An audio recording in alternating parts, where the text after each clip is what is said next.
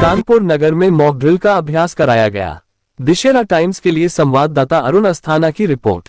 कानपुर में civil defence द्वारा mock drill के माध्यम से लोगों को आपातकालीन स्थितियों से निपटने के लिए जागरूक किया गया था। इस मॉक ड्रिल का उद्देश्य लोगों को हवाई हमले या अन्य आपात स्थितियों में सुरक्षित रहने के तरीके सिखाना था। इस अभ्यास में आपात स्थिति में घायल लोगों को कैसे सुरक्षित स्थान पर पहुंचाना, आगजनी की स्थिति में कैसे काबू पाना सिखाया गया। अभ्यास के दौरान सायरन बजाकर ब्लैकआउट कर लोगों को आपात स्थिति का आभास कराया गया था। मॉक ड्रिल के दौरान मालवीय पार्क में सिविल डिफेंस के वार्डनों द्वारा आपातकालीन स्थिति के दौरान नागरिकों को हवाई हमले की स्थिति में स्वयं को सुरक्षित रखने, घायल व्यक्ति को एम्बुलेंस के माध्यम से सुरक्षित ढंग से उपचार हेतु भेजने, गैस सिलेंडर में आग लगने पर उसे बुझाने तथा अन्य अग्निकांड की घटनाओं में सतर्कता बरतते हुए आग पर काबू पाने के तरीके सिखाए गए। इस ड्रिल के दौरान ये प्रदर्शित किया गया कि हवाई हमले की स्थिति में लोगों की जान कैसे बचाई जा सकती है।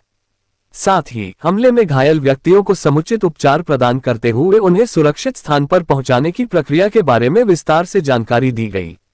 प्रशिक्षण कार्यक्रम के दौरान जिलाधिकारी श्री जितेंद्र प्रताप सिंह, अपर जिलाधिकारी डॉक्टर राजेश कुमार सहित कई अन्य प्रशासनिक अधिकारी उपस्थित रहकर मॉक ड्रिल की प्रक्रिया का अवलोकन किया और उपस्थित लोगों को आपदा के समय संयम व तत्परता बरतने के लिए प्रेरित किया। उपरोक्त के अतिरिक्त जनपद के अन्य स्थान पर मॉक ड्रिल लोगों को आपात स्थिति से बचाव हेतु जानकारी दी गई।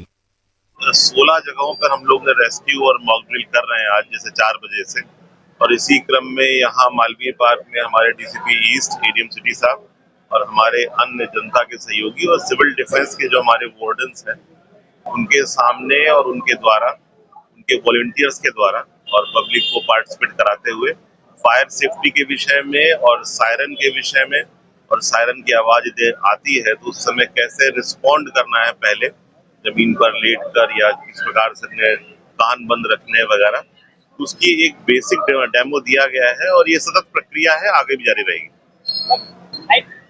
हाँ, जैसा आप लोग अवगत है कि आज कानपुर में 7 मई में रात में 9:30 बजे हम लोग ब्लैकआउट का एक रिहर्सल कर रहे हैं ताकि यदि कोई दुश्मन देश के कोई ऐसे हमले हो उस स्थिति में रात में सिविल, इसके लिए ब्लैकआउट हम लोगों ने प्लान किया। उद्देश्य यही है कि हमारी सारी लाइट्स जो बाहर खुले में है वो बंद रहे और घर की लाइट्स की रोशनी किसी भी कारण से झर कर भी बाहर ना जाए।